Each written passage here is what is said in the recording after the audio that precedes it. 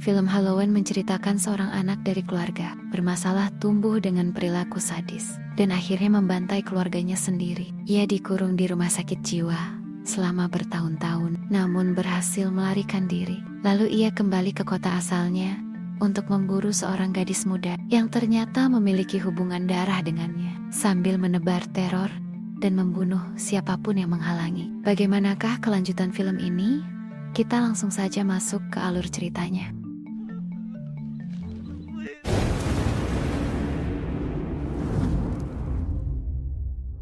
Film ini diawali dengan diperkenalkannya seorang bocah berusia 10 tahun bernama Michael Myers yang tinggal di kota Haddonfield.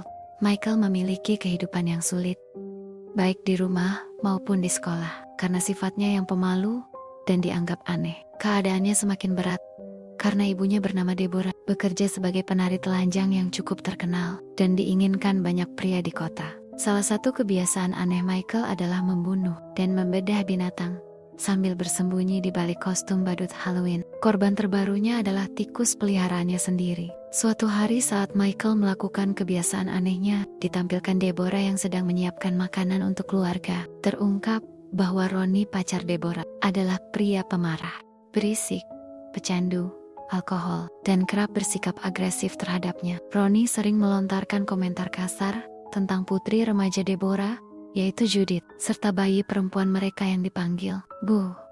Bayi tersebut selalu menangis setiap kali Ronnie meninggikan suara. Michael kemudian turun ke bawah, mengenakan topeng badutnya, dan mengumumkan bahwa tikus peliharaannya telah mati. Deborah mencoba menghiburnya, dan berjanji akan membelikan yang baru, tanpa menanyakan penyebab kematian hewan itu. Ronnie lantas menyuruh Michael melepas topeng badutnya. Namun saat Michael menolak, Ronnie dengan kasar menarik topeng tersebut dari wajahnya. Di sekolah, Michael bertemu dengan seorang pengganggu bernama Wesley dan temannya di kamar mandi. Mereka menghina dan mengolok-olok Michael dengan komentar buruk tentang pekerjaan ibunya. Merasa marah dan tersinggung, Michael berteriak sambil melawan kedua pengganggu itu sendirian. Perkelahian mereka terhenti ketika kepala sekolah masuk ke kamar mandi dan memarahi mereka. Michael yang masih diliputi amarah mengumpat kepada kepala sekolah, sehingga masalah semakin besar dan ketiga anak itu dihukum. Tak lama kemudian Deborah datang ke sekolah. Namun, alih-alih memarahi Michael, ia justru memarahi kepala sekolah dan menuduhnya sebagai seorang yang tidak bertanggung jawab. Karena anaknya sering dicemooh, dibully, dan dirundung. Deborah berusaha menenangkan Michael dengan meyakinkannya bahwa ia adalah anak yang istimewa. Kepala sekolah kemudian memberitahu Deborah bahwa ia telah menjadwalkan pertemuan dengan Dr. Sam Loomis, seorang psikolog anak. Tak lama Dr. Loomis tiba dan menunjukkan bukti kekejaman Michael terhadap hewan, termasuk seekor kucing mati yang ditemukan di tas sekolahnya, dan gambar-gambar mutilasi hewan. Ia menjelaskan bahwa hal tersebut adalah tanda sosiopatologi, dan hanya pikiran yang terganggu yang dapat menikmati kekerasan semacam itu. Sementara itu Michael kabur dari sekolah dan mengikuti Wesley, si pembuli, hingga ke hutan. Tiba-tiba ia muncul dari balik pohon dan memukul Wesley dengan dahan besar. Saat korban jatuh, Michael melampiaskan amarahnya dengan memukul berkali-kali. Meski Wesley memohon agar ia berhenti, tapi Michael justru semakin brutal hingga akhirnya membunuhnya. Malamnya di rumah, Michael diejek oleh Ronnie karena membunuh kucing. Ia hanya diam dan menunggu kakaknya Judith untuk menemaninya trick or treat di malam Halloween. Namun setelah ibunya pergi bekerja dan Judith asyik bersenang-senang dengan Stephen, pacarnya, Michael merasa kesal dan keluar sendirian mengenakan topengnya. Saat kembali, ia mendapati Ronnie tertidur di kursi. Melihat kesempatan untuk balas dendam, Michael mengikat Ronnie dengan lakban, lalu menggoroknya hingga tewas. Beberapa saat kemudian, pacar Judith yaitu Steve turun ke dapur mencari makanan. Michael mengambil tongkat baseball lalu memukul bagian belakang kepalanya hingga Steve terjatuh dan kejang-kejang. Michael menatapnya sejenak sebelum terus memukulnya sampai Steve tewas. Setelah itu Michael naik ke kamar dan melihat Judith yang sedang tertidur. Ia melepas topeng badutnya dan mengenakan topeng Halloween putih pucat milik Steve, lalu berdiri di sisi tempat tidur. Judith terbangun dan bertanya apa yang ia lakukan. Saat tidak mendapat jawaban, ia menampar kepala Michael. Dipenuhi amarah, Michael menikam perut kakaknya hingga tewas. Michael kemudian menghampiri adiknya yaitu Bu. Saat ibunya pulang dari kerja, ia menemukan Michael duduk di teras menggendong Bu.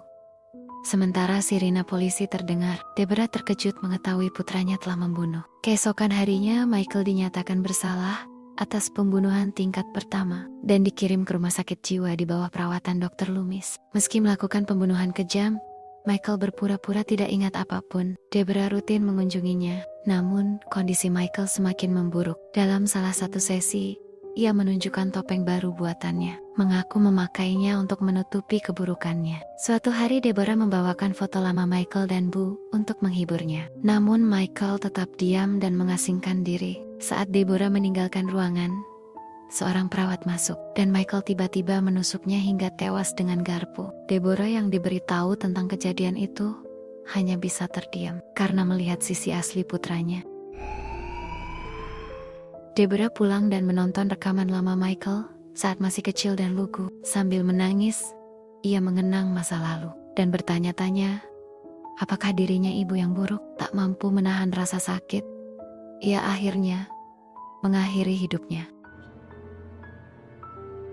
15 tahun kemudian, Michael telah menjadi pria tinggi besar yang masih terkurung di sanatorium. Ia belum mengucapkan sepatah kata pun sejak pembunuhan terakhirnya dan menghabiskan sebagian besar waktu membuat topeng. Dr. Loomis menyerah merawatnya dan menerbitkan buku terlaris menyebut Michael sebagai sosok jahat yang tak bisa ditebus. Suatu malam saat Michael membuat topeng, dua petugas kebersihan datang ke selnya dan melecehkan seorang narapidana wanita. Michael tak bereaksi sedikit pun, namun setelah mereka selesai, ia tiba-tiba menyerang. Salah satu dibanting ke meja, dan yang lain dipukul berulang kali, hingga kepalanya dibenturkan ke dinding. Ismail, penjaga yang merawat Michael sejak kecil, tiba dan menemukan dua mayat bersimbah darah.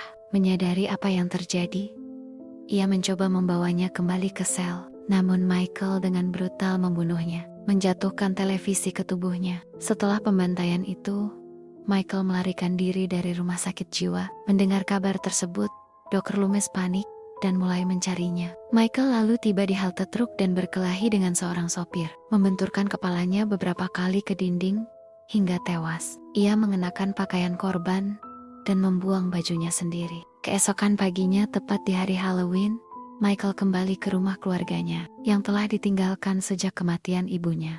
Sesampainya di sana, ia mengambil pisau daging dan topeng favoritnya. Sementara itu, seorang mahasiswi teladan bernama Lori Strode mendapat tugas dari ayahnya, agen real estate, untuk mengantarkan surat ke rumah lama keluarga Michael yang dianggap berhantu. Setelah Lori pergi, Michael melihatnya serta mengenali baunya dan mulai mengikutinya hingga ke kampus. Ketika Lori pulang bersama dua sahabatnya, Linda dan Annie, Michael terus membuntuti mereka. Malam perayaan Halloween, Linda berpesta dengan pacarnya di bekas rumah Michael. Saat pacarnya pergi mengambil minuman, Michael membunuhnya, lalu menyerang Linda hingga pingsan dan membawanya pergi. Sementara itu, Annie menjemput Lori untuk bekerja sebagai pengasuh anak. Lori menjaga Tommy, sedangkan Annie menjaga Lindsay. Annie lalu menitipkan Lindsay pada Lori untuk menemui pacarnya. Di waktu bersamaan, Michael membunuh orang tua Lori, lalu mendatangi rumah Annie.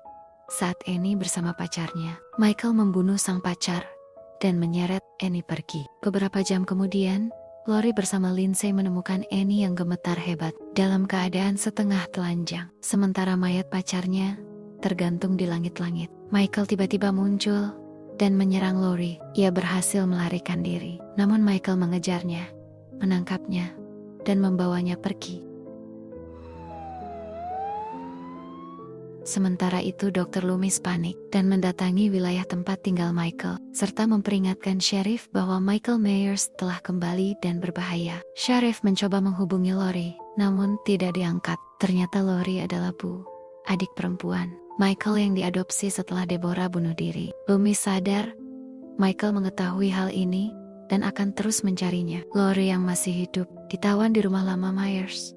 Di sana ia menemukan Linda yang pingsan. Michael lalu mendekat, menjatuhkan pisaunya, dan memberikan foto masa kecil mereka. Lori tidak mengerti, karena saat itu ia masih bayi. Ia diam-diam mengambil pisau menusuk Michael dan melarikan diri ke halaman belakang. Namun serangannya tak berpengaruh. Michael mengejarnya hingga menangkapnya di kolam kosong. Loomis datang tepat waktu dan mencoba menghentikannya, lalu menembaknya beberapa kali. Mereka berusaha kabur, tapi Michael bangkit, memecahkan kaca mobil, dan menyeret Lori keluar. Loomis kembali mengejar. Michael sempat menyerahkan Lori, namun kemudian mencungkil mata Loomis. Lori mengambil senjata, lari ke lantai atas, dan disudutkan di balkon. Michael menjegalnya melalui jendela, hingga mereka jatuh dari pagar. Lori terbangun di atas tubuh Michael yang pingsan, mengarahkan pistol ke Michael, lalu menembaknya. Michael sempat terbangun dan meraih pergelangannya. Namun Lori tetap menembaknya berkali-kali, hingga Michael pun tewas. Film pun selesai.